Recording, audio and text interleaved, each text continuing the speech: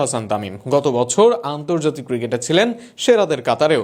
2025 সালে আন্তর্জাতিক ক্রিকেটের সর্বোচ্চ ছক্কার তালিকাতেও ছিলেন উপরের দিকে। এছাড়া সর্বশেষ পাকিস্তান সিরিজেও ব্যাট হাতে জ্বলে ওঠেন এই তারকা। সেখানে 1 শতক সহ হন সর্বোচ্চ রান সংগ্রাহক, আর তার পুরস্কার হিসেবে সুযোগ পান পাকিস্তান সুপার লিগ পিএসএল-এ। তবে পিএসএল-এ যেন তামিম সুযোগ পাওয়া পর্যন্তই খেলা যেন আর হচ্ছে না তার। আসরের 3 নম্বর ম্যাচে মাঠে নামছে তামিমের দল পেশোয়ার, তবে সেখানে এবার মাঠের বাইরে থাকতে হচ্ছে এই ওপেনারকে। বাবর আজমের দলে আছেন আরও 2 বাংলাদেশি। শুরুর ম্যাচে সুযোগ পেয়েছিলেন শরীফুল ইসলাম।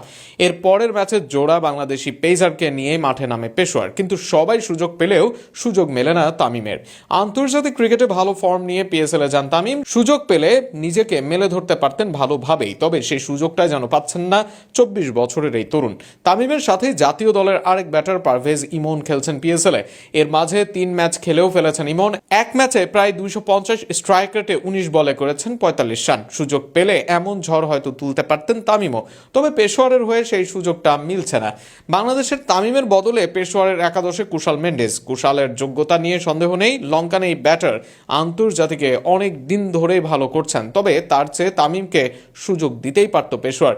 কেননা পেশোয়ারের ব্যাটিং অর্ডারে শীর্ষ 5 ব্যাটসম্যান নেই কোনো বাঁহাতি ব্যাটসম্যান। দলীয় মোট 8 ব্যাটারের মাঝে একজন শুধু বাঁহাতি ব্যাট করেন, আর সেখানে তানজিদ তামিম থাকলে ডান বামে থাকতো ভারসাম্য, যা চিন্তায় ফেলতো প্রতিপক্ষ অধিনায়ক ও বোলারদের। তবে এত কিছু চিন্তা হয়তো করলো না বর্তমান চ্যাম্পিয়নরা, ফলে আন্তর্জাতিক ক্রিকেটের ঝলক ফ্রাঞ্চাইজি ক্রিকেটে দেখা হলো না তামিমের।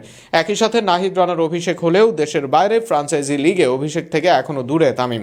অনুশীলনে ব্যাট হাতে ঝলক দেখালেও সেটা মূল ম্যাচে আপাতত করা হচ্ছে না এই ব্যাটারের। পিএসএল-এ তাই সর্বোচ্চ ব্যবহার করা হচ্ছে না তামিমের প্রতিভার, সেটা বলা যায় নিশ্চিতভাবে।